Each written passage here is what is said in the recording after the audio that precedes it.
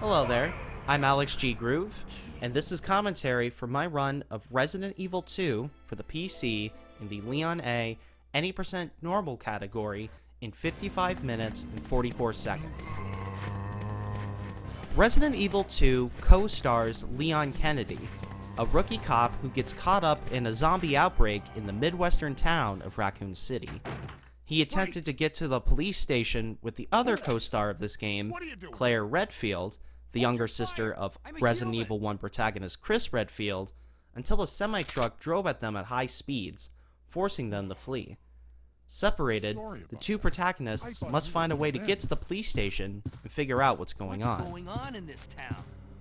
Here we have one of many unskippable cutscenes. To be honest, I'm still figuring out what to do for them if my run is accepted for the event. I have a couple ideas, but I'm still trying to figure out what would be best for the audience. Now that I've introduced the story of Resident Evil 2, I'm going to talk about how the run works. Resident Evil 2 is a survival horror game, where the goal is to survive until you reach the end. To reach the end, you'll need to collect a variety of key items, which are items that open up another part of the game for you, similar to upgrades in a Metroidvania. As for the survival part, the world of Resident Evil 2 is populated with a variety of bioweapons that all have the ability to kill you, and you have to do your best to get around them. In a casual playthrough, you're often using weapons to take out enemies and give you room to breathe. In a speedrun, you want to use weapons as little as possible. The most common speed strat of Resident Evil 2 is to find optimal paths to run around enemies. Of course, sometimes you have no choice but to take out certain enemies, such as here where the path is too narrow. Here, you'll want to do things like shoot zombies in the leg in order to make them stumble.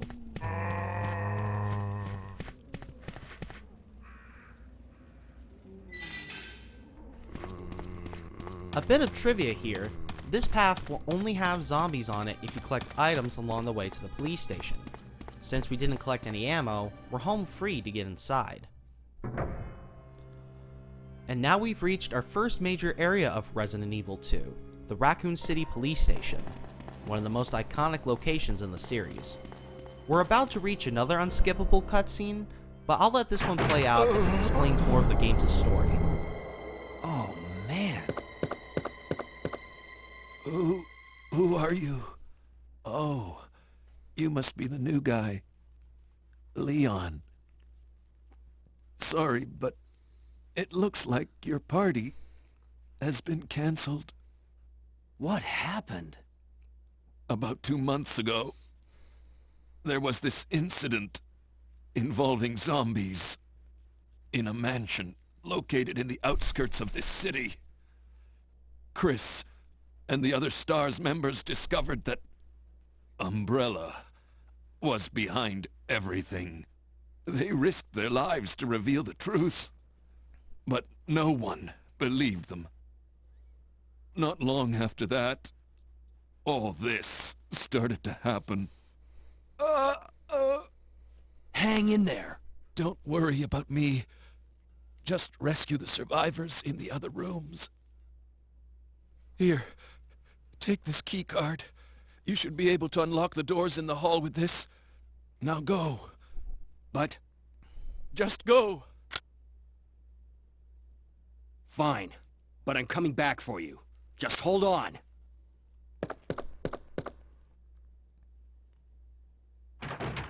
We just received our first key item, a key card that will open doors to the first floor hallways.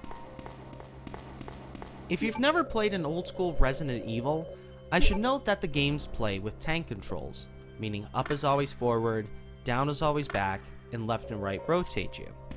It feels awkward by today's standards, but mastering the controls is essential to the speedrun. In a way, playing Resident Evil 2 is almost like playing a driving game where you're avoiding traffic, which I find amusing to think about. Here is the infamous liquor hallway.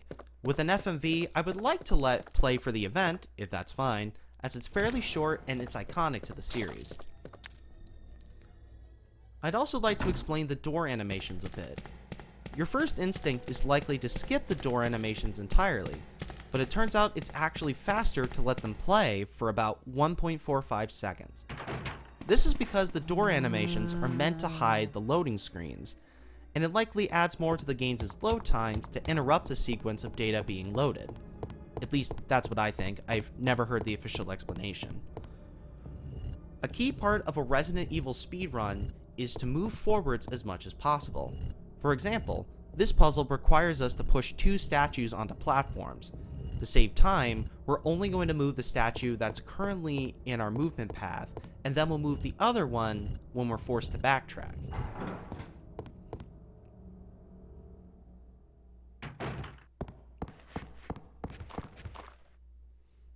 And now we've reached the Special Tactics and Rescue Squad, or STARS, office, where I'll share a bit of trivia during this unskippable cutscene.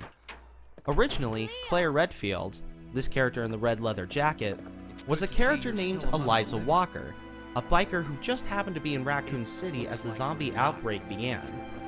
However, when Resident Evil 2's development got restarted, she was changed to be the younger sister of Chris Redfield, protagonist of Resident Evil 1, in order to create a stronger connection There's no between reason the first for us two to games. stay any longer than necessary.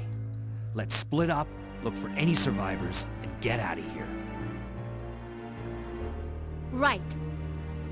One last thing. Here's a radio. Take it. That way we can keep in touch if anything happens. Our mission is now to search for other survivors in the police station. Unfortunately, this will require us to backtrack to the start of the police station and then return to where the STARS office is. This is probably the most tedious part of the run. We're essentially going to have to run through the liquor hallway 3 times to really get things going.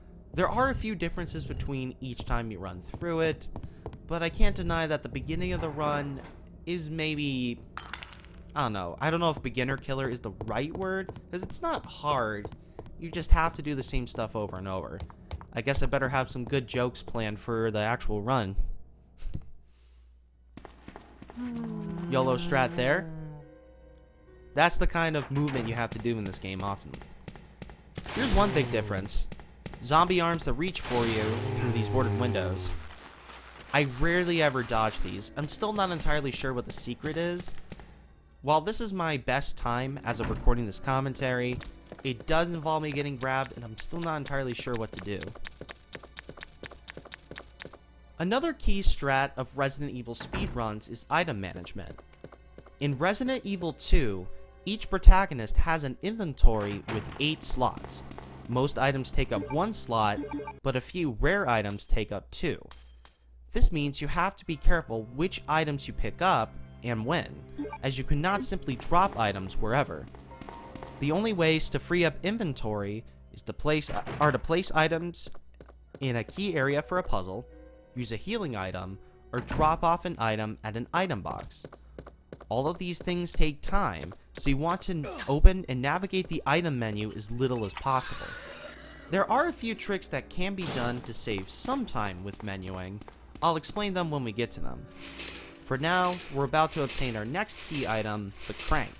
Though, this one's going to be in our inventory for a while, as we aren't going to use this until we're about 1/3 of the way through the game, if you can believe it. In a speedrun, you want to find an optimal path where you don't need to carry more items than your inventory can hold. This is done by only grabbing items when necessary, usually on the way to solve the puzzle involving them. There are some exceptions, of course, like the crank, which I said we're not going to use for a while. This does also mean you'll want to pick up as few healing items as possible, requiring you to take little to no damage. Way easier said than done. I'm personally still at the point where I don't trust myself to not take damage, and I still grab a few healing items during the run, but only when I know I'm about to use them, keeping the inventory space open.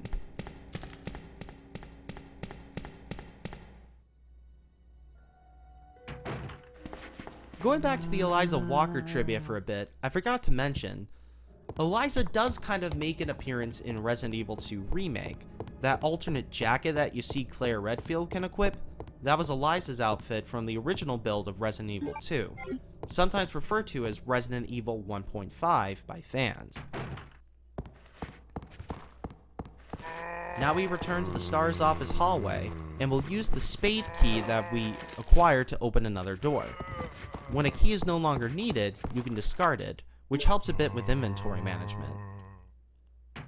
Knowing when keys can be discarded is another key part of item management in this game. And now for another iconic location, the RPD library. Here I demonstrate another speed strat. If you hold down the action button in the menu, text will load faster. Doing this is going to allow me to save some time while operating these bookshelves here. I have to click a switch, go through the description, and then answer its question, to the left or to the right.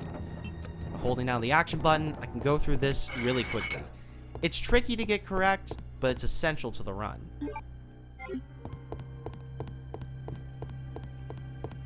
You may have also noticed that most of the text on screen is Japanese. That's because the Japanese PC version of Resident Evil 2, the printing that was published by SourceNext, is the standard for Resident Evil 2 PC speedruns. One reason for this is the USA versions of Resident Evil 2 added more enemies and made them more aggressive. In the Japanese version, we were able to easily run across that balcony safely, with only 3 zombies that aren't good at paying attention. Also, let me know if there should be jump scare warnings during the event. For example, right here.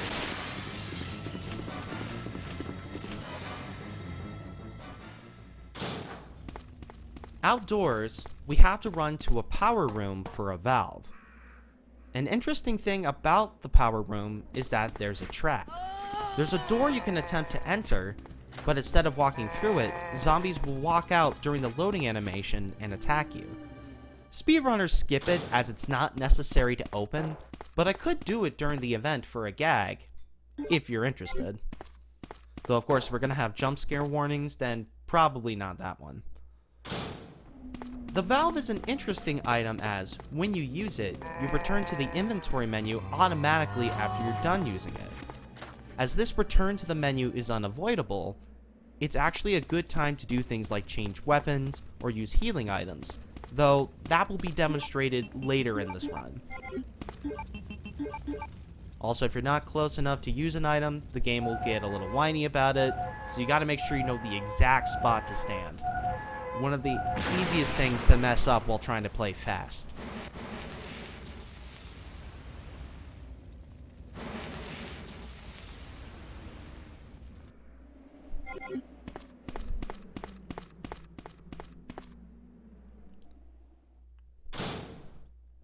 Fans of the Resident Evil 2 remake will expect Mr. X to appear here, but that's not the case.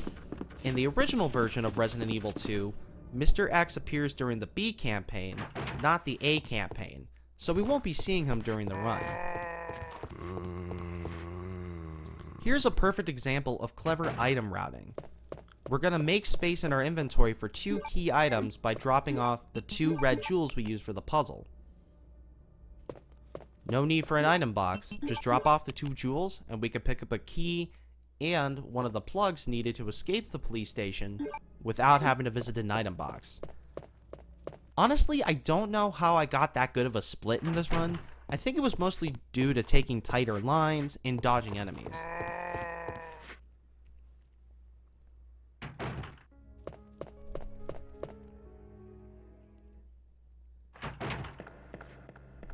Returning to the balcony, we're going to activate the ladder that allows us to move between floors in the police station entrance.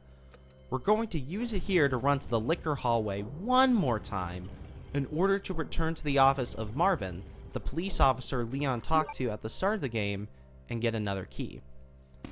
As this is another repeat, here's some more trivia for you. Resident Evil 2 had a Nintendo 64 port, which was a big deal as porting PlayStation games to the Nintendo 64 was not an easy task for a variety of reasons. The team behind that port would go on to become Rockstar San Diego, the team behind Red Dead Redemption. Pretty cool, right?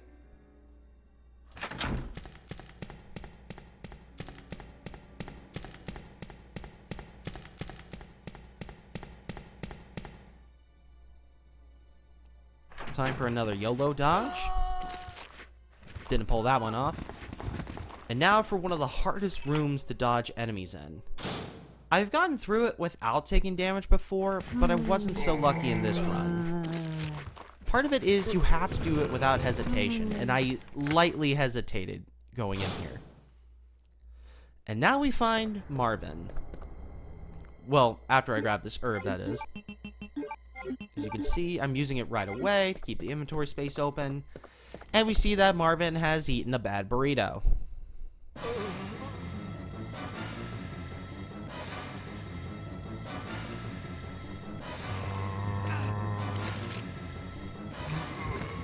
It is possible to dodge him and not take any damage, but I wasn't so lucky there. We've now grabbed the heart key, which is our next big key item. We got a lot more running ahead of us, so more trivia.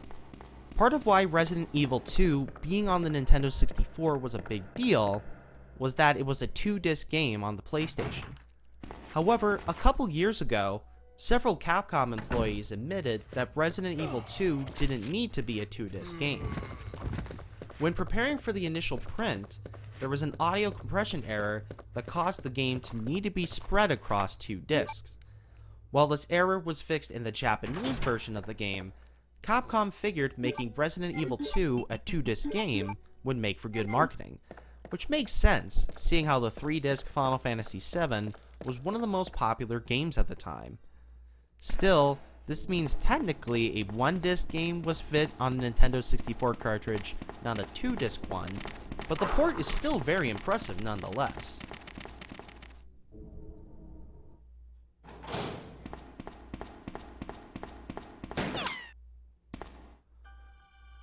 And now we meet Ada Wong, a character who's clearly smart as she's wearing a sleeveless top during a zombie outbreak. To be fair, I don't know how much she knows about the zombies during the events of this game, but it is kind of funny to think about. Thankfully, her outfit in the remake makes a lot more sense. Ada Wong. And what are you doing here? I'm looking for some guy named Ben. He's one of those reporter types, always looking for a scoop. I heard he was locked up in the cell block, only there's a wrecked car barring the entrance. I've been trying to find another way inside.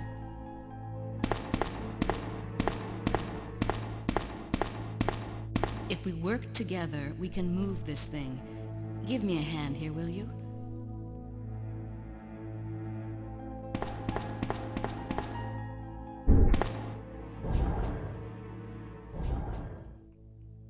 I guess this could be a good time to ask the audience, hey, have any of you ever had to do this with your car?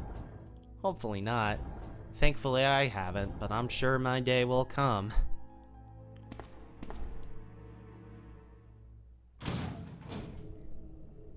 Ada, wait! Moments like that make you wonder if Ada was partially responsible for inspiring Cheryl from the Silent Hill series. We've got another long story bit here, but I'm gonna let this one play out as well, as it explains more about what's up next in the story, Let me and where guess. we're going. You must be Ben, right? Get up, now! What do you want? I'm trying to sleep here. Is this the guy? Ben? You told the city officials that you knew something about what's been going on, didn't you? What did you tell them? And who the heck are you? I'm trying to find my boyfriend. His name's John. He was working for a branch office of Umbrella, based in Chicago, but he suddenly disappeared 6 months ago. I heard a rumor that he's here in the city. I don't know anything. And even if I did, why would I want to tell you? Okay, I say we leave him in there. Does anyone know where they put the key to this cell? I have it right here, officer. But I'm not about to leave this cell. Those zombies aren't the only things crawling around out there. What was that? Like I said, I'm not leaving this cell. Get out of here before you lead it right to me. Hey, I'm not going anywhere. I'm the only cop left alive in this building. What? Look, if you want to live, then you're gonna have to leave with me. But do you even know how to get out of the city? There's a kennel in the back of the building. Inside the kennel is a manhole. Go through and it'll lead you to the sewer entrance, but it won't be easy. All right, I'm going.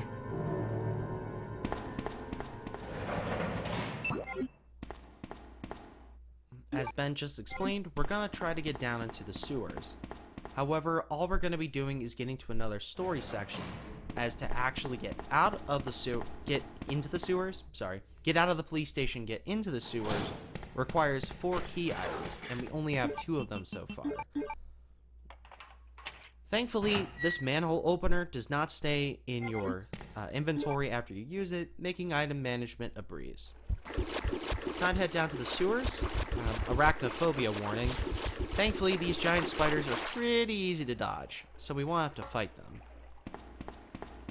As I said, we need 4 key items to actually get into the sewers. We're going to place 2 of them, which will be 2 of the plugs that we've obtained, and then we're going to play a section as Ada Wong.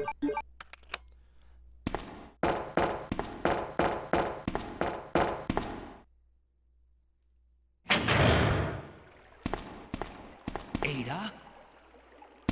I don't think I've introduced myself yet. My name's Leon. I'm with the RPD.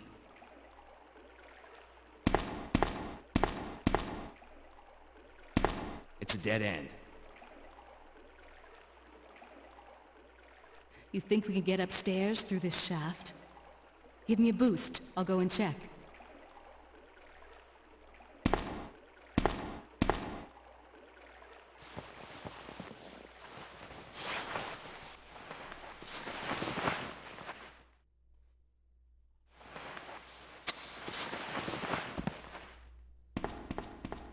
Like Claire Redfield, Ada is meant to help create a connection between the first 2 Resident Evil games. As mentioned in the cutscene with Ben, she's looking for her boyfriend John. Towards the end of Resident Evil 1, there's a puzzle you have to solve involving a letter from John to Ada. It turns out during the puzzle that Ada's name is the answer to the puzzle. Ada was in the original build of Resident Evil 2, also known as Resident Evil 1.5, but in that build, she's a scientist for Umbrella. Her role was changed up quite a bit when the game's development started over, and we got the character we know today. I'm not entirely sure if there are major differences between Ada and Leon in terms of gameplay. I think Ada runs a little bit faster, but that's it. Whatever differences there are, they don't matter a whole lot in the speedrun, as you only play as Ada for about 5 minutes total, between both this and the second time we're going to be playing as her later. Here, we're going to get the final key.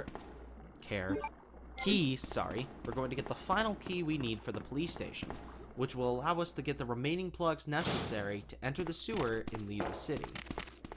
In Claire's campaign, this area would have been explored by Sherry Birkin, a little girl whose parents work for Umbrella.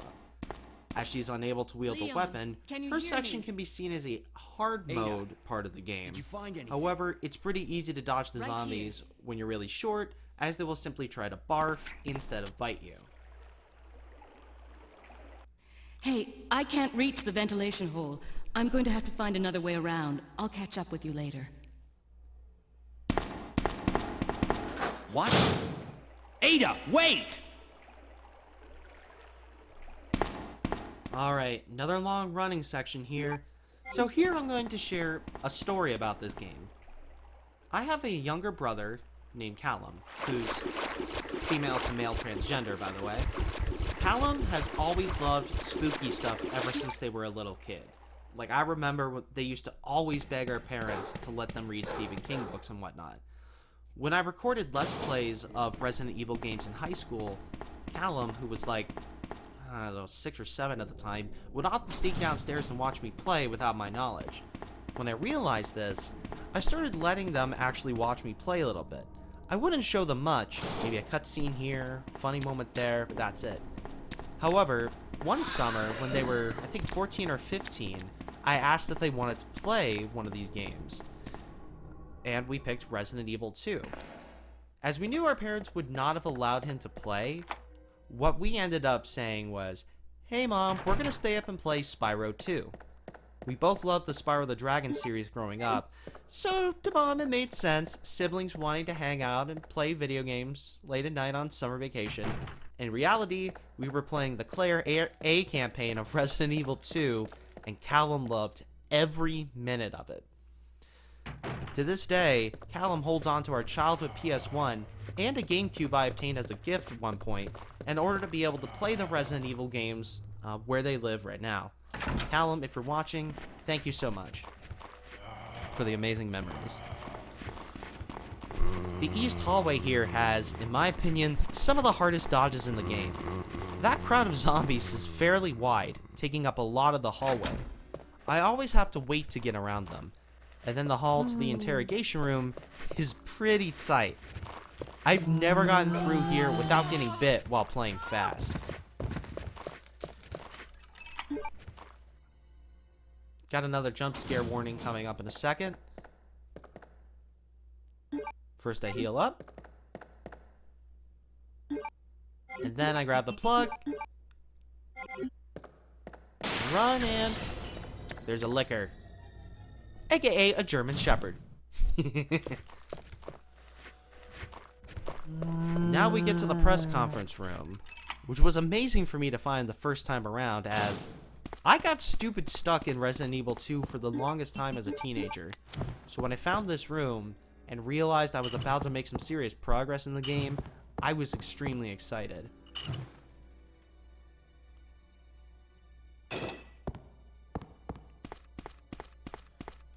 We'll need this gear, which is going to be used alongside that square crank in order to get to the last major area of the game. Well, last major area of the police station, I mean. But first, we've got a few more dodges. 2 out of 3 again. 2 out of 4. F. See me after class.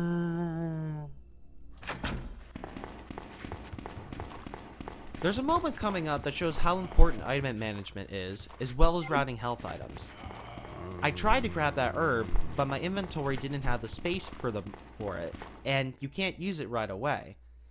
It would have saved me a few seconds to simply keep running and go for a different herb once I had the space.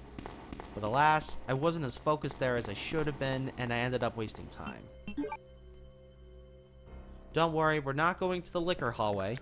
I mean, there is a liquor here, but instead, we're going to return to the library and reach the last room that we haven't opened yet.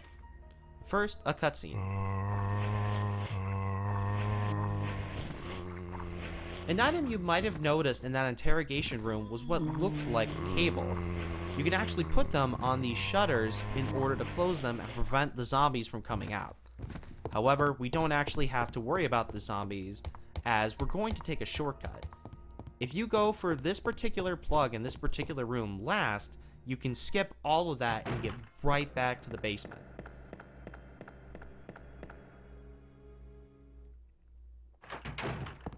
And now, after having it in our inventory for over 20 minutes at this point, we finally get to use the crank. Might as well ask the crowd if they want to sing Soulja Boy. But we don't need to use it again, so it automatically discards, and we're going to place the gear.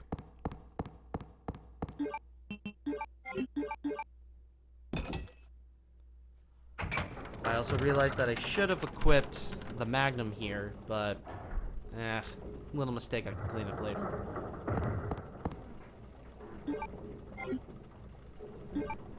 We're gonna jump down the chute, let the animation play for a second, and then... No! Get away! No!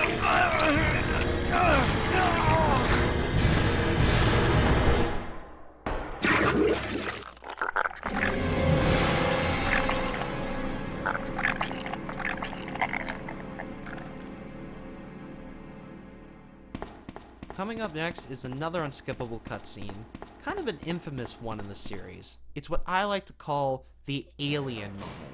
It looks brutal even by today's standards. If we need to cover this up during the event, or if the game cannot be ran in the event because of this one, I completely I understand. almost got the story. Ben.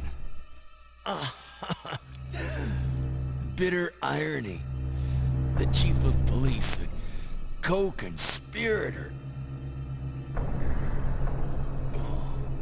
Get that scum. Make him pay. Hang in there, Ben. Oh! My chest! It's burning! What's wrong?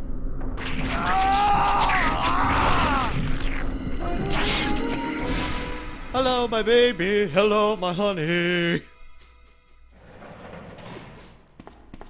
Good God, what was that?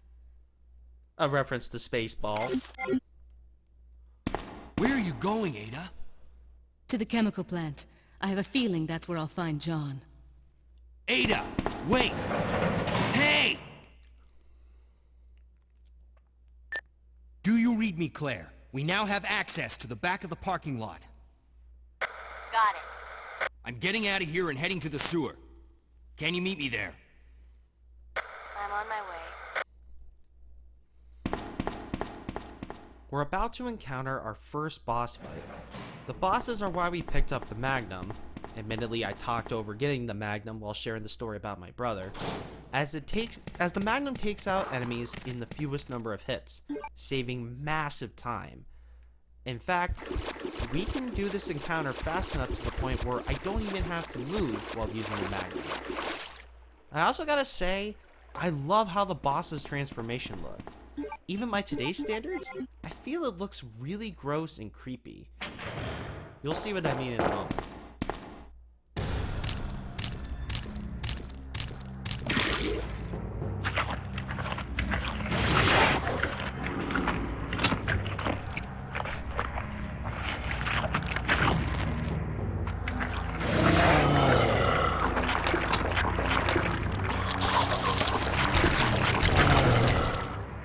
I especially love how its face morphs from a sprite to a polygon, and the sounds it makes when it's spitting out embryos. Ugh. Even by 2020 whatever standards, that is pretty creepy. Time to place the last 2 plugs, and finally leave the police station for good. Because they had crappy coffee anyways. And now for, in my mind, the most hilarious voice lines in this game. Ada!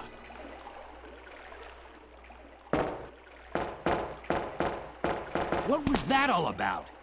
Running off like that was reckless and stupid. Those zombies are everywhere. Not to mention that thing that got Ben.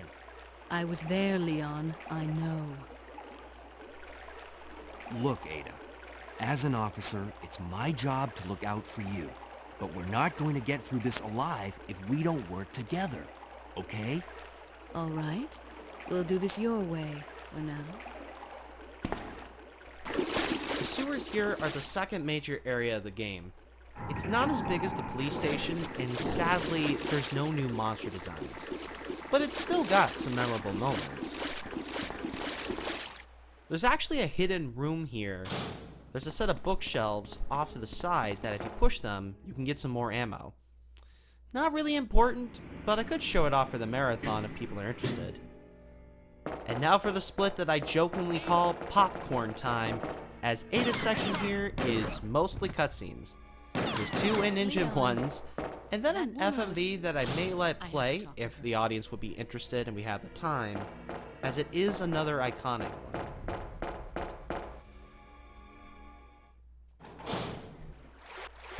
Once again, if we were playing as Claire, we would be in another section where we play as Sherry. Though, that doesn't happen here in the sewer, it actually happens later in the game. I hope everybody's got their popcorn ready. Do you know if you have a good popcorn button? You should totally check it out. Here we go! Snack time. Or coffee Don't time. move. You're the one who was with that cop, if I'm not mistaken. Identify yourself. Ada? Ada Wong. Ada Wong. I've heard that name before. Now I remember. One of the men from Chicago who came to assist the T-virus research used his girlfriend's name as his password. Ada and John, I believe. How did you know? Who are you? Annette Birkin. My husband is the man responsible for the creation of the T-virus. William Birkin. What? John's dead. He became one of those zombies. My condolences. And although I regret this, you will be joining him shortly. I won't let anyone take the G-virus away from me. G-virus? It's capable of creating the ultimate bioweapon. Its potential is even greater than that of the T-virus. Then that must mean the creature in the police department is... Precisely. My husband, William. And it's all Umbrella's fault. None of this would have happened if they hadn't tried to steal his research away from him.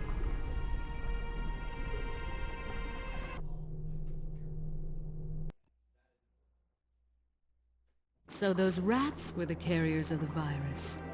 As a result of his virus-induced transmutation, William should have lost any prior memories he had as a human by now. Even worse, every G-virus bioweapon, including William, has the ability to implant embryos into other creatures. And create offspring. No.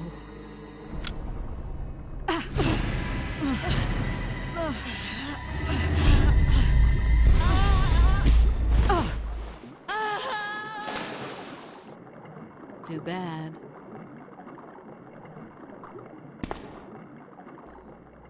How was that popcorn, everybody?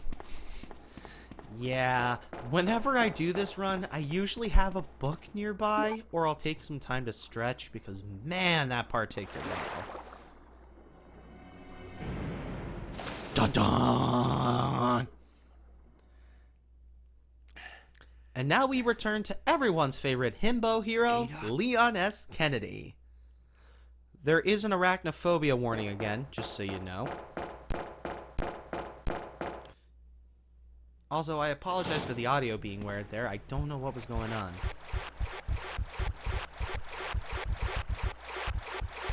The spiders have the ability to poison you. If you're poisoned, you need to take a blue herb in order to cure the poison. Otherwise, your health will slowly deplete over time. However, spiders only appear in 2 spots in this game. That one hallway in the police station, and here in the sewers. We'll be using the valve here, and this will be a better example of item management while using it. As we get booted back to the menu after using the valve, it's the perfect time to use healing items and switch weapons. We'll need to switch back to the handgun for the next fight. Actually, the next couple fights. So, I'm gonna grab an herb. I'll use the valve. Yes, you do have to use it a second time, even though it moves the bridge away from you. You'll see why in a moment. And then here, I'll equip the handgun, use the herb, and run into the next room.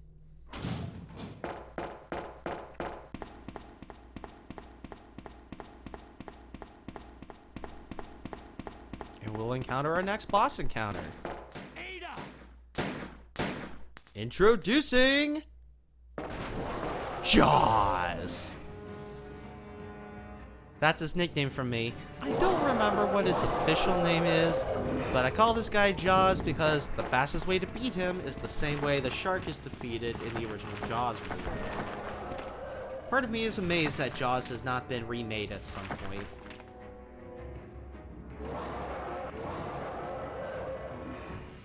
So Leon is like, oh, snacky.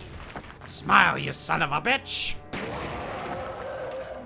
I was a little too slow on that. If I waited any longer, I would have taken damage. Not a great moment from me. This is my PB as I'm recording this commentary.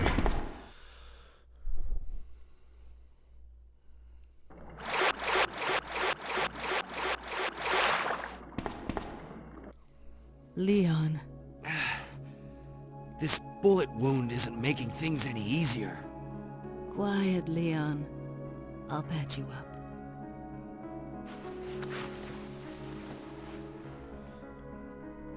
That's 2 I owe you. Don't mention it. I just found out. John's dead. What? Never mind. Let's just get out of here. The sooner the better. Honestly, it's one of the more somber cutscenes in the game, even knowing what I know about Ada. There's why we had to use the valve twice. If I had only used it once, we would have had to backtrack to bring the bridge up for us. But believe it or not, it's not the last use of the valve here. We're going to use it one more time. Right here.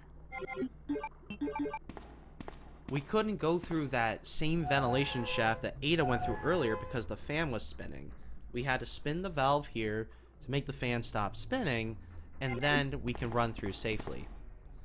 By the way, the game won't even give you the option to try to run through even when it's spinning, so there's no hilariously grotesque cutscene of trying to run through. This isn't Mortal Kombat. We're now going to collect 2 medallions to exit the sewer and finally be done with the spiders. Though, some of the spiders have actually been replaced by zombies in this section.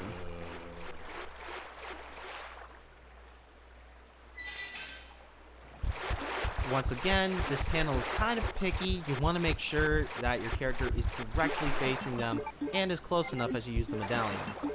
Diagonal doesn't count, you gotta be looking at it. It's weird how you can be facing a door diagonally and still open it, but you can't place items when you're like that. Weird little inconsistencies, I guess.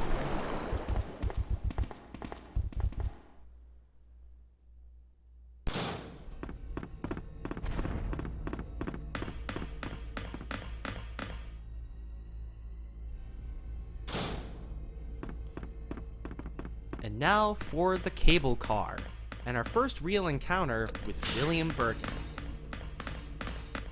Now this encounter is not a direct fight. What's going to happen is Birkin is going to be stabbing his arms through the top of the cable car, and we need to shoot him to make him go away.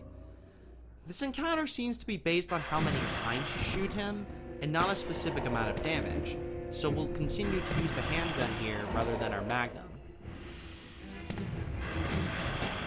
Another big difference between the American and Japanese versions of Resident Evil 2 is that the auto-aim functionality was purposely removed in the American version.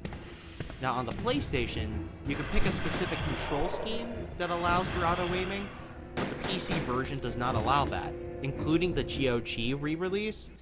So the game was intentionally made harder, alongside the tougher enemies and having more enemies. If you want a good explanation on why that was and how that affects the game, I would check out the Recertified Classic video on Resident Evil 1 that was done by Derek Alexander of Stop Skeletons from Fighting a couple years back.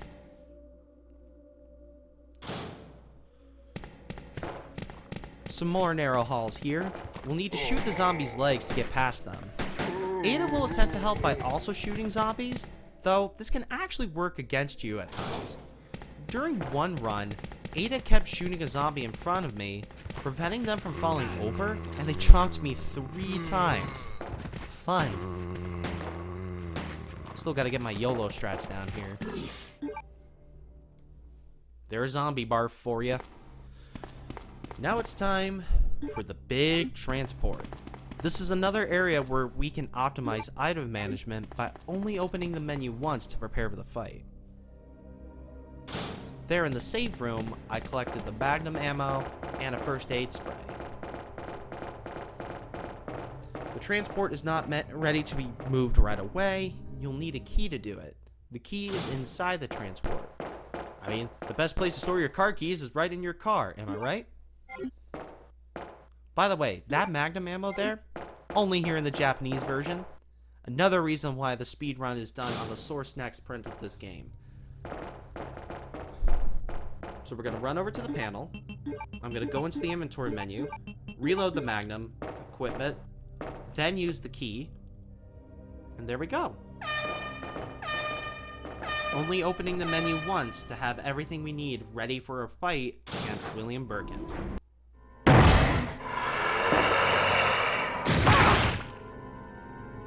Ada! Ada! Can you hear me? Come on, snap out of it! Great dialogue, am I right? And now for boss fight number 3, and our first real encounter with William Birkin. And I've gotta say, his transformation sequence here looks freaky and cool, despite the dated graphics.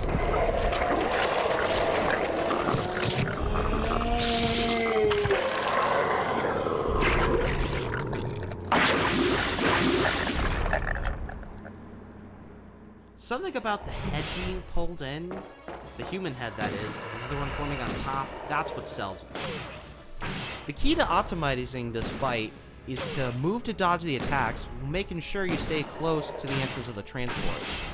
Sadly, I'm not very good at this. I found it actually helps to move around a bit more during the fight and you count the shots. Thankfully, I have first aid spray on standby and I could tank the hits here, but this fight is one I'm definitely going to be working on optimizing over time. But by finishing the boss fight at the end, by the door there, we're able to immediately run in and not waste any time. Don't die on me, Ada. Come on. Wake up. Come on. That's everybody watching the cutscenes. Now it's popcorn time again with another long sequence of them. I guess I could use this moment to address a fact I shared earlier. Technically, you can skip the in-engine cutscenes, but only in the rare GameCube version, which also happens to be one of only 2 versions of Resident Evil 2 in America that are on a single unit, the other being the Nintendo 64 version. Take it easy. Even the GOG port technically splits the game into 2 campaigns that you can't easily switch between. Pretty crazy, right? I'll only slow you down with these injuries. Go. Save yourself. I told you, it's my job to look after you. But you'll be in danger if you stay with me. I know I've only known you for a short period of time, but I really enjoy being with you. I know I'm not capable of caring about anyone, but I don't want to lose you. We're leaving this place together. Wait here for me. I'll be right back.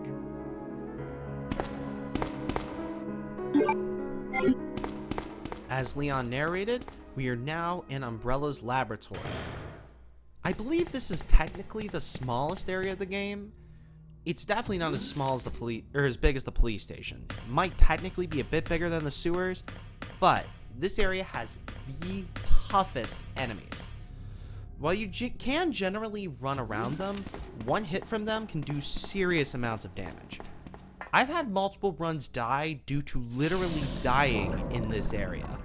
Not fun when you're 40 plus minutes in.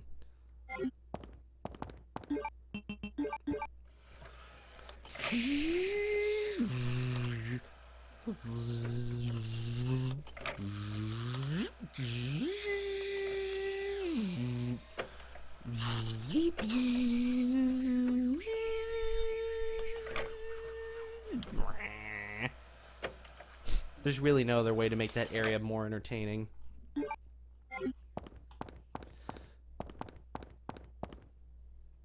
Grabbing the first aid spray just in case. And now that we have the fuse, we can place it in order to provide power to the rest of the laboratory. Like that panel with the metals, the placement is very picky. You have to be right up close to and directly facing the unit or the game won't let you place the fuse. So you can't even have Leon start to face the other direction he needs to run. Something I realized there, and instead of wasting time trying to see if it would actually work, I actually exited, turned, and then placed the fuse.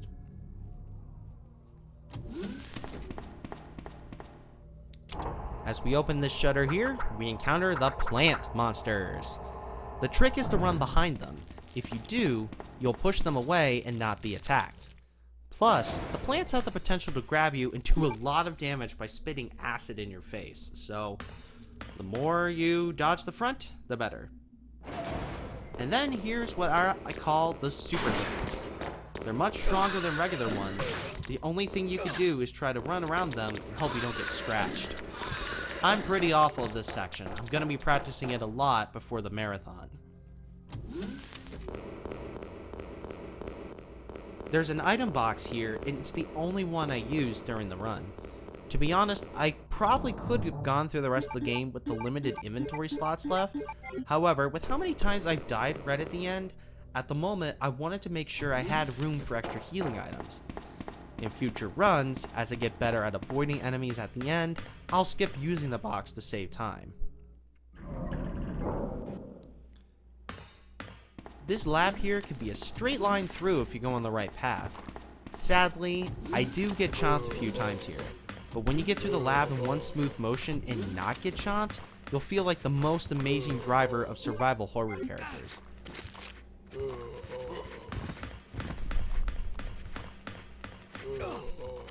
One more bit of the game I'm gonna go over is how the ranking system works. Your rank is determined by completion time, the number of saves, how many first aid sprays you used, and if you used the unlockable unlimited ammo weapons. The highest rank in the US version is A, in Japan it's S. To get either the American A rank or the Japan S rank, you have to beat the game in under 2 hours, not save, not use any first aid sprays, and not use the unlimited ammo weapons. Yeah, it's a lot. Especially with those guys. I hate those lickers. They'd probably make for a good action figure to put on your shelf though. With the lab key in hand, we're gonna run back the ladder up to the lab, where we obtain the final key item, the ammo disc. The room with the ammo disc is pretty tricky to YOLO. I still haven't figured it out myself, and in this run in particular, it went very poorly. As you will see, I'm pretty amazed that I even survived going through this next room.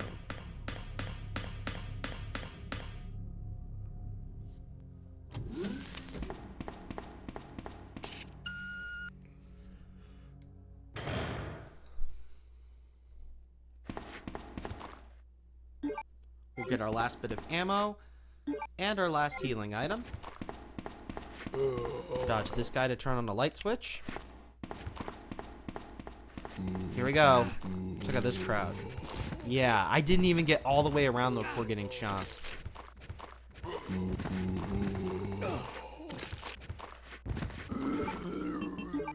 Yeah, I think one more bite and I would have died there. I did use the time to equip the Magnum, but good lord. I'm cringing watching this. And now it's popcorn time again, with the wife of the year and the worst spy of the year. Murdered my husband. I know what you're looking for. You came for the G-Virus, didn't you? But you'll never take it from me. This is my husband's legacy. Now, where's that spy you were working with earlier? You know who I'm talking about. What? You really don't know anything, do you? You're so gullible. She's one of the operatives sent here by the agency. The only reason why she came here is to obtain the G-Virus. That's a lie. No, it's the truth.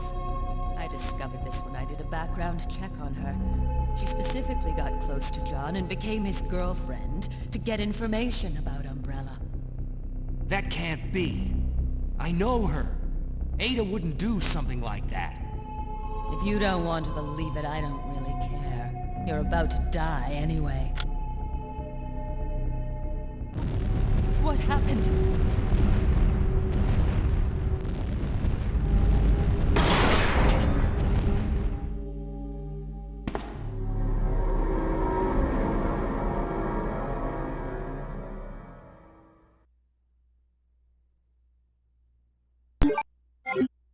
The self-destruct sequence has been activated.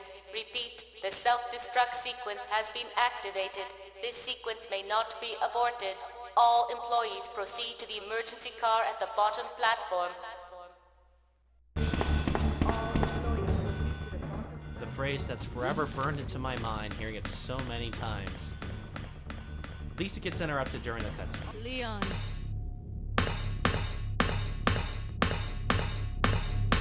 I've been waiting for you, Leon.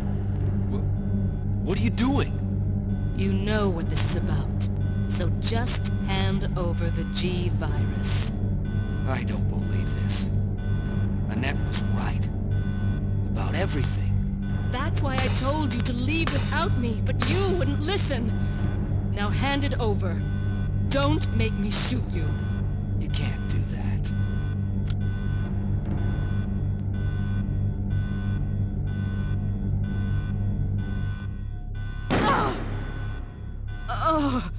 Ada!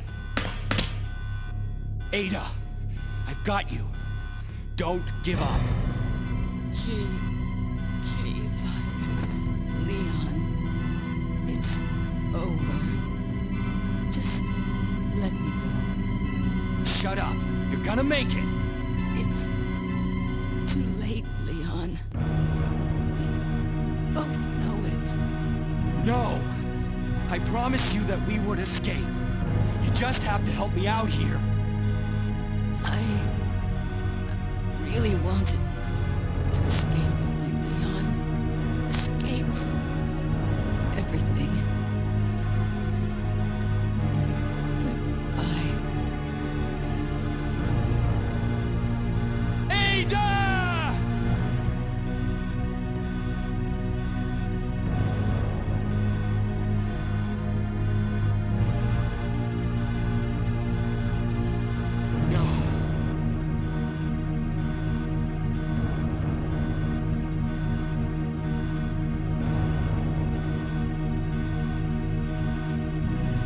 So, this is what everyone's been dying for.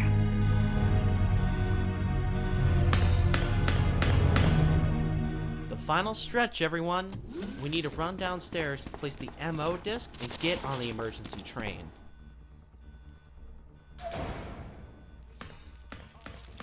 We're gonna encounter one more hall full of zombies.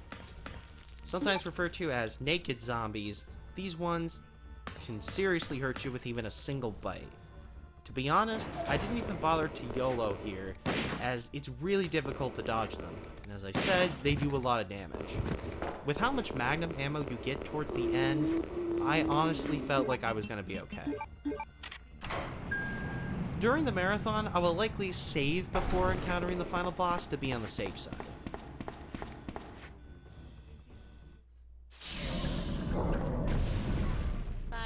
Until detonation. Just enough time to check your Instagram feed, right? And now we encounter the final boss, the final form, or forms, of Birkin. The fight is going to be similar to the previous one. We're going to use the Magnum and attempt to move as little as possible while staying close to the exit. After 4 Magnum shots, we'll transform one more time.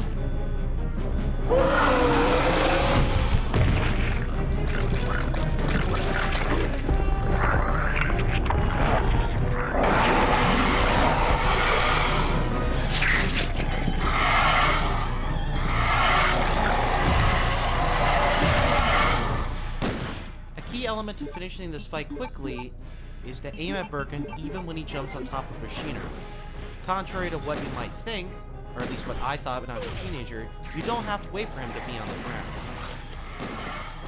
It's critical to not get into danger level of health in this fight, because if you do, your character moves very slowly with a limp. Even after this fight, there's one more stretch of movement afterwards. If you don't get to the train platform before time runs out, literally, boom, game over. Thankfully, while I'm in caution, I am not in danger. So we get onto the platform.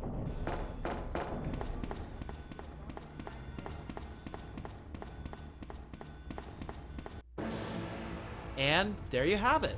Resident Evil 2, Leon A, 80% normal in 55 minutes and 44 seconds. I want to thank you for taking the time to watch this submission, and I hope you consider having it on the marathon. Take care, have a good one.